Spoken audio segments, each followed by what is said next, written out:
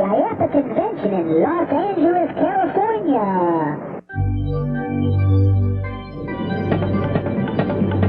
The buzz is on. What was Rod Serling really like? We asked Twilight Zone producer Buck Houghton, the author of the St. Germain vampire series, Chelsea Quinn Yarbrough, Star Trek's Alien Maker, and a convention that's all fun and games. Look at Michael Jackson's nose. It's before, after.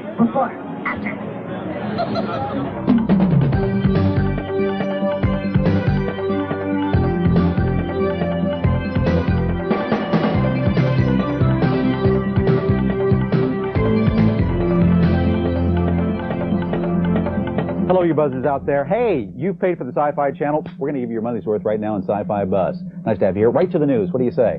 Oh, look at this. Guess who's planning a new sci-fi movie? Stanley Kubrick, 2001 fame. He's going to direct AI, which is short for artificial intelligence. I've been using that for years. The film will depict an Earth devastated by global warming. Ooh, it's getting hot in here already. Let's see what else is going on. Also in film, The Mummy will be unwrapped for the third time. The setting will be present day, but it will be similar to the Boris Karloff original. Great. Joe Dante will direct that. Let's see. Also in film, the sequel film Endless Summer 2, which is about the search for the perfect surfing experience, something I know a lot about. It's going to be released in a year or two. Now, a simulation ride film will be released at the very same time. That's going to be great. So portable simulation theaters will travel the country with the new interactive ride. Boy, that's going to be great. See the movie and then go for a ride on the perfect wave. Coming to a mall near you, probably. Well, speaking of rides, the IAAPA may sound like a labor union, but we found they run a fun convention. You see, IAPA stands for International Association of Amusement Parks and Attractions. Over 20,000 people came to Los Angeles recently to play at their annual convention. The theme park industry is just like the car industry. You got to keep changing your models every year. If you don't, people are going to quit buying them. The old carnival favorites were here, looking as fun and familiar as ever, but we didn't need to look far to find slick, updated versions of the tried and true as well. Today, every pinball that comes out has got some new mechanical wizardry. Tales from the Crypt has some really far-out ramps on it, and it's got that campy gore, that fun horror, if you would. So, yeah, it's got a lot of good ingredients for pinball. Pop cultural icons were in full force as themes for many of the attractions here. After all, theming has become a hot amusement park ticket. One of the hottest characters is one of the oldest. Dinosaurs will always be popular. I mean, I think that the popularity is crested with Jurassic Park. And it'll probably go down a little bit, but dinosaurs will always be popular. Do you know any child who isn't fascinated by dinosaurs? Hey, hey, Mom, see the way you move. I'll make you sweat, gonna make you move.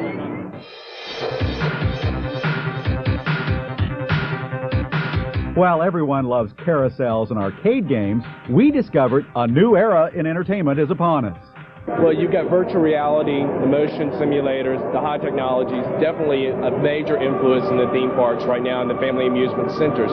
The thousands of attendees lined up to sneak a peek at cutting-edge attractions being offered by interactive entertainment experts. Philosophy behind iWorks Entertainment is that we want to be the leader in software-based attractions for the out-of-home market. iWorks' $1.8 million extravaganza called Virtual Adventures generated a lot of excitement, and with good reason. The ambitious company has devised a ride, a game, and a movie. 3 great sources of amusement all rolled up into one attraction. Well, we think it's the most advanced virtual reality ride on the market today. Our experiences are very much a positive type of experience because you're doing something, in this case, to save the species of Loch Ness Monster. So it's, you're doing something good, but it's very competitive, it's very challenging. Omni Films International previewed a new motion simulator that gives you the rockin' sensation of actually being in a movie. The simulators are based on flight technology, simulation technology.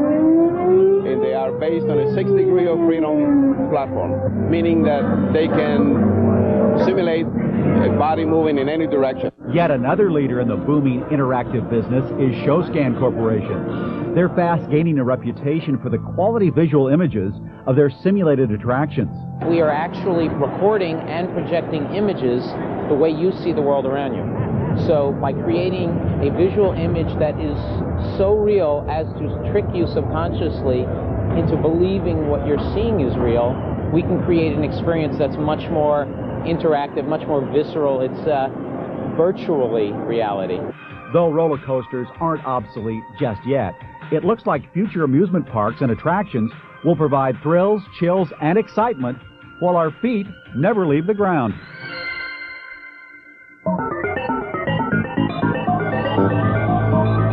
Hi, this is Larry from Hesperia. I enjoy reading the Catwoman comic books. They tie in with the Nightfall issue with Batman and the villain Bane. It's a good comic book, and go out and buy one.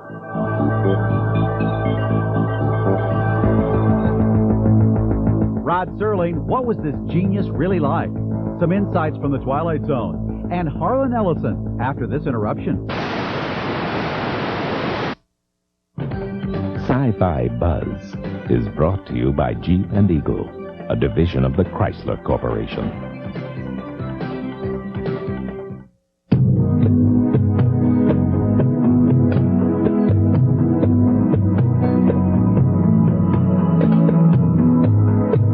Imagination can take your mind to incredible places.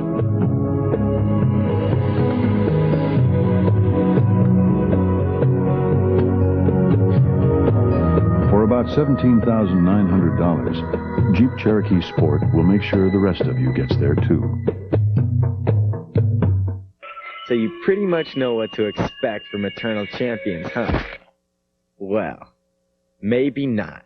You see, it has these 9 huge warriors. And they've got more ways than ever to kick your butt. You may never look at other fighting games the same way.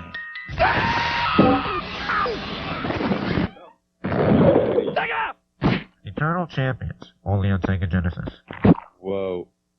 You are watching Sci-Fi Buzz on the Sci-Fi Channel.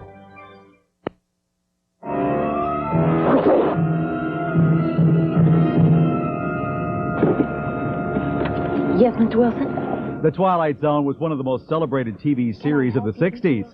And in the 30 years since its original run, it's been one of the great hits of the rerun zone. The show has also become a hit on home video, with a collection of episodes available from CBS Video. This aeroplane is heading into an uncharted region, well off the beaten track of commercial travelers. The genius of the Twilight Zone was the genius of its creator, Rod Serling, who died 18 years ago. Most fans only know Serling as the intense man who hosted the series. But to Buck Houghton, Rod was a friend and colleague. As producer of the Twilight Zone, Houghton worked more closely with Serling than anyone else. For fans of Serling's fantasy, we tracked down Buck to get a personal glimpse of the legendary talent. He was always a guy with a very short span of attention, smoked an awful lot of cigarettes, which isn't, by the time it gets to the third pack, it's a nervous gesture. It's not a need for tobacco. Houghton remembers Serling as a creative dynamo, with ideas bursting out of him so fast that a typewriter only got in the way. So Serling dictated the show's scripts to a tape recorder. Rod, with a tape, could do a script in 24 hours. And if he had to pack it out on a typewriter, it'd have been 2 days. And he was a very fast thinker, and therefore anything that sped up the process was to his advantage. Rod was undoubtedly the most prolific writer in the history of prime time, churning out a staggering 90 out of 156 Twilight Zones. The stories often reflected a preoccupation with intolerance, the nuclear threat, and prejudice. I took it off a Jap officer who tried to cut off my noggin. There's something engraved on it. Maybe you can translate it for me. Sorry, I can't speak any language but English. Houghton thinks Serling's social conscience may have been a byproduct of his Jewish ethnicity. I don't think a man who's raised in the Jewish family and so forth could fail to feel a little distinction about himself that maybe got his dander up once in a while. So he never expressed his... I don't know of a Twilight Zone that has anything to do with anti-Semitism or Semitism or anything about it. But it does give rise to a quick perception of injustice or social injustice. Houghton believes that, ironically, the same nervous temperament that drove Serling's prolific creativity also caused his premature death. A guy that can't sit still for over 10 minutes has got something metabolically or neurologically speaking, that's going to wear out. The smoking was a manifestation of that, too. I can imagine that would cause heart problems, which is indeed what he died of. There's too much tension constantly. The rest of us will never know the man behind the craggy face and the sinuous voice which introduced each Twilight Zone. But his extraordinary imagination will continue to intrigue and entertain us. On this week's Buzz Best Bets... Look, up in the sky! It's a bird! It's a plane! It's Superman! That's right, the Man of Steel simply refuses to die. Ever since DC Comics' record-selling Death of Superman issue came out in fall of '92, he's more popular than ever. Time Warner Audio Books has released Superman Lives, a 2.5-hour audio drama based on the current comic adventures of America's most beloved superhero. Superman, how good to see you. Good to see me? By putting me flat on my keister? Yes. Combining the style of classic radio plays with state-of-the-art technology, Superman Lives hopes to introduce a new generation of listeners to the intimate audio experience. For those who still prefer to read about our favorite Kryptonian, The Death and Life of Superman has been riding high on bestseller lists. The book tells the complete story up to the death of Superman and beyond. And who better to tell the tale than Roger Stern, one of the primary writers of the Superman comics. And for those who crave a quick fix of Clark Kent and his super alter ego, he's never further than the nearest comic book shop. Those are this week's Buzz Best Bets. You know, basically I'm an old fart. I'm 58 years old and I'm in sight of the grave. And as the shadow deepens over me, I think back to some of the lost treasures. The lost treasures that live here in memory, here in the perfect video cassette, rather than in phosphor dot immediacy on the idiot tube and are gone forever. I think back to the wonderful books and the wonderful movies that I've seen that no one pays any attention to today because of cultural illiteracy or the fact that they've forgotten immediately. I remember when I was a kid and we would go for a ride on a Sunday afternoon, my mom and dad and I in the old Plymouth. In those days, you just went for a ride, man. You didn't go anywhere. You just went for a ride. And we would listen to the radio, because they had great radio shows on. And my favorite was a show called Quiet Please, which was created by one of the great unsung heroes of fantasy fiction, a man named Willis Cooper. And the show began with the announcer, Ernest Chappell, who was one of those announcers whose voice could stop you as you went through a room, and you would be mesmerized for a moment. And he would begin by saying, "Quiet, please. Quiet, please." And on this Sunday, he said a line that I have never forgotten. He said, "There is a place just 5 miles from where you now stand that no human eye has ever seen. 5 miles down." And the chill that went up my spine that Sunday afternoon is the chill I just felt. Those lost treasures and other treasures that are lost to us because of the need for gimme, gimme, gimme, now, now, now. What book was written this week? What's the latest thing on TV? Are the treasures that we need to remember. I'm going to give you some of them. Look them up. This is good for your soul. Don't argue with me. When they take a convention roster of films to show, all right, we've seen The Thing from Another World a million times. We've seen The Day the Earth Stood Still a million times. We've seen Star Wars, God knows, a million times. But what about Seconds? What about that gorgeous film based on David Ely's book, shot in black and white by James Wong Howe, with, of all people, Rock Hudson? This astonishing story of a man who gets to relive his life. You've never seen it? Oh, go look up Seconds. How about Dark Crystal? The only fantasy that has worked. All the rest of them don't work. Willow, Excalibur, all the rest of them, they suck. But Dark Crystal works. What about Return to Oz that got so bad rap by all the critics? Return to Oz, it ain't Judy Garland, it ain't hip-hop, but Return to Oz is in the tradition of the original Oz books. Dune, don't sell it short. You watch years to come. It will have a vision that others will say, that was a film. Then you got Curse of the Demon, directed by Jacques Tourneur. Oh, based on M.R. James casting the runes, there are scenes in that will blow you out of your socks. If, the Lindsay Anderson movie with Malcolm McDowell. How about The Last Days of Man on Earth, based on Michael Moorcock's Jerry Cornelius stories? And The First Men on the Moon, the Ray Harryhausen film, with that wonderful Lionel Jeffries performance. Yeah, those are great films. You can get them. They're all on video cassette. And writers, Don't talk to me about Lois McMaster Bujold and her writing this week. Don't talk to me about the latest Star Trek novel. I don't want to know from that.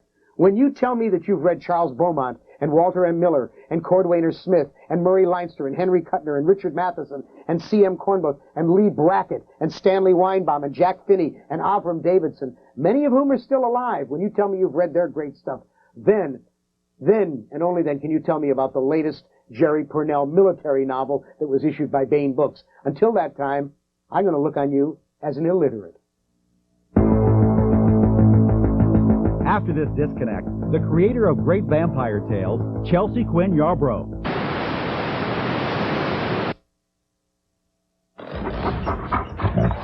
If you were colorblind and had an IQ less than 12, then you wouldn't care which portable you had.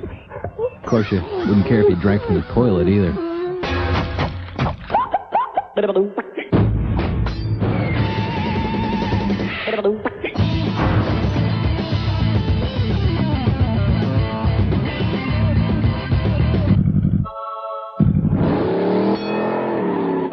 Game Gear. Excuse me, could you tell me how to get to Bakersville? Sure. Take 23 north to M34 east to I-14 south, and you're there. Thanks. You bet.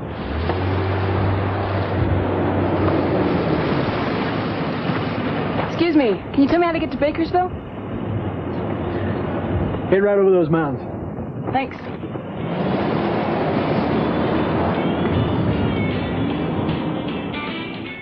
Some long-distance companies talk about discounts only to the one person you call the most, or to certain friends and family.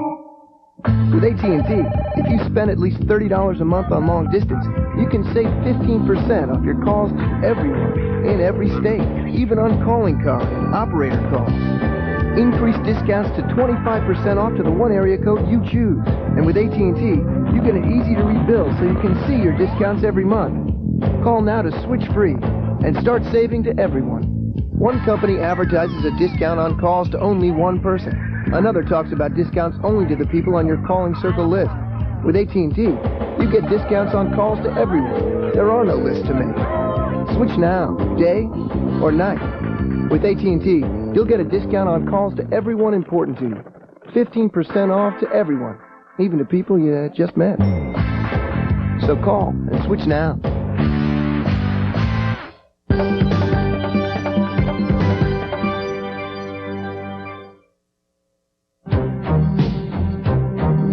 For over 2 decades, Chelsea Quinn Yarbrough has been writing in an amazing variety of genres.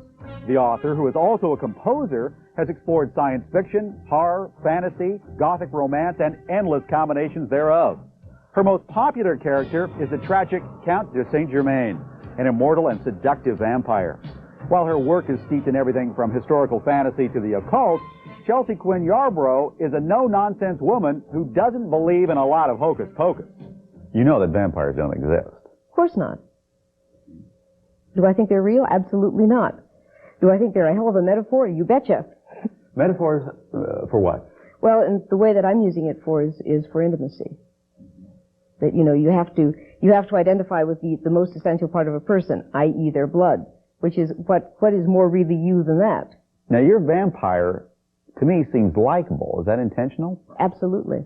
Why? Would you be upset if we didn't Didn't like him, I'd wonder about what sort of person you were. Since he is, you know, he is humane and educated and compassionate. Now, the concept of good and evil, what do you believe? I certainly think that people have the option of making a decision that's good or bad in terms of how they deal with people. But do I think there's an absolute good and an absolute evil? No. No, I think a lot more responsibility lies on our shoulders than that nice handy explanation would give us. I don't think anybody out there is dicing for me. I think I have to answer for everything I do. The occult, I'm sure, has influenced your writing. Sure. You believe? Well, do I believe in the supernatural? Absolutely not. But do I think that there are things that we haven't figured out the rules for that we label occult? You bet. And we load it up with a whole bunch of window dressing, which is totally irrelevant. What window dressing? You know, you don't really have to keep your tarot cards wrapped in silk and sleep with them under your pillow. And I know people who honestly believe that they won't work if you don't do that. And that's nonsense. You know, they'll work just as well being kept in any kind of sensible container, and you can spread them on a beach at noonday. It won't matter. Yarbrough talks a good talk, but I was in the mood for a challenge. Would you read my cards? Well, it depends. Quite often I don't tell people that I can do hands and palms and cards because, you know, you don't want to spend your whole time. My, you had a terrible temper when you were a child, didn't you? What the hell are you talking about? Temper. Right there. Really? Yep. Chelsea Quinn Yarbrough may make her living creating fantasy worlds, but after talking to her firsthand, you can take it from me. This lady knows what's what. You're scaring me. Wow.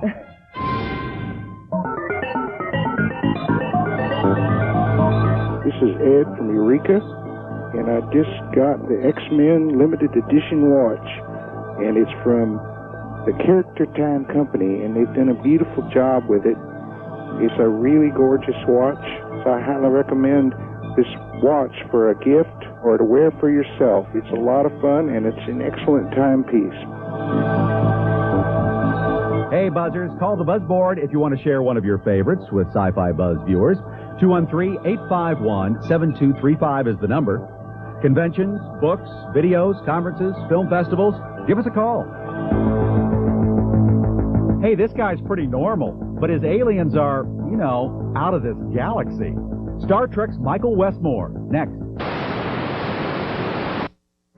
Sci-Fi Buzz is brought to you by Sega, creators of Genesis, Game Gear, and the coolest video games around. Welcome to the next level. Joe, what do you see? Reggie White. This year, we at Sega Sports really studied the players. Reggie White. We learned some interesting things. Reggie White. Then we took that knowledge and created a new passing game and a new speed burst. There's a customized playbook and stats for an entire season. So, how far did we go to understand the players? Maybe too far. NFL Football 94 starring Joe Montana. Real teams, real players from Sega Sports. Now, what do you see? You know, there's something peculiar about car advertising. Everyone likes to show their cars driving through water. Well, here's something different. The Eagle Vision TSI. Sure, it handles beautifully in all kinds of conditions thanks to its traction control and anti-lock brakes, but right now we just want you to take a good look. And if you were wondering how this Eagle Vision looks when it's not underwater,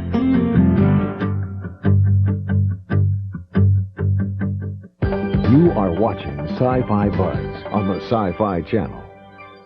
Want a taste you can't resist? There's no bag chip you can pop like this.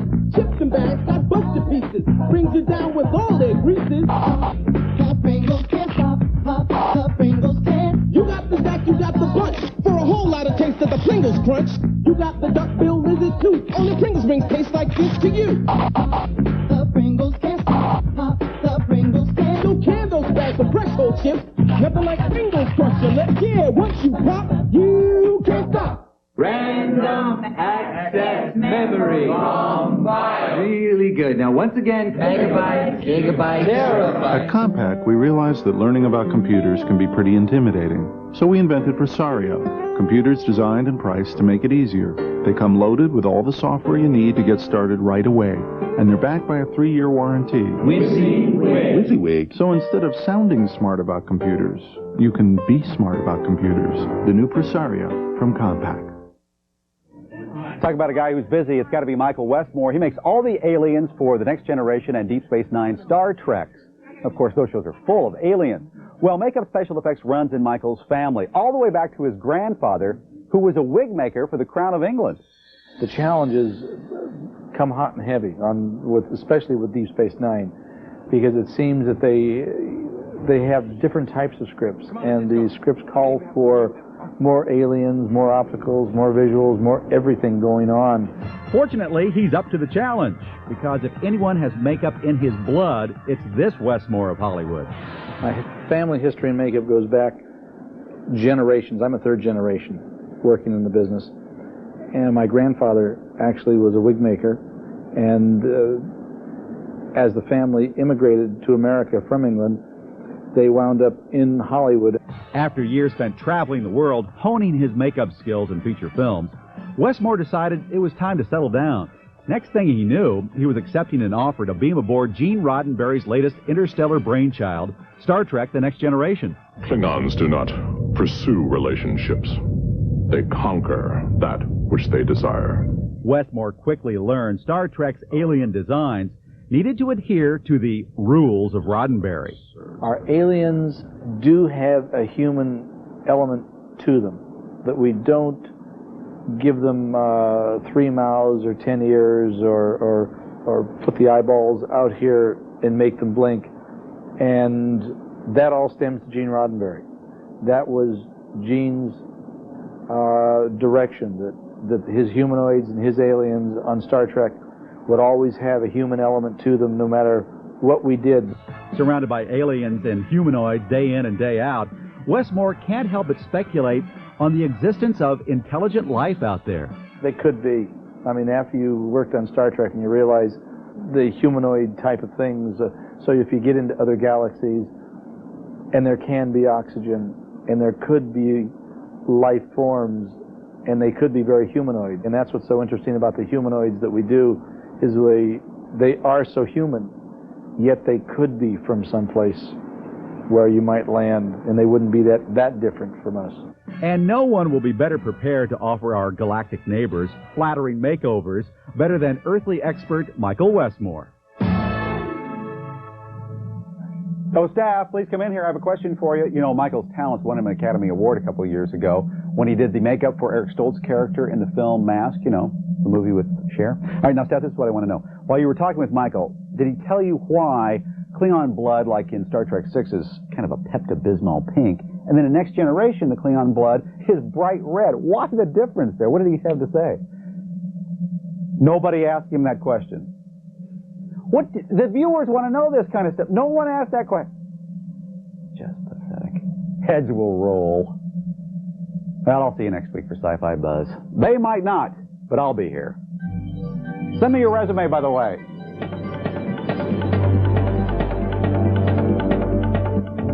Watch the mysteries of the universe unfold as the Sci-Fi Channel takes you on an amazing journey through the cosmos. Inside Space, tonight at 10 Eastern.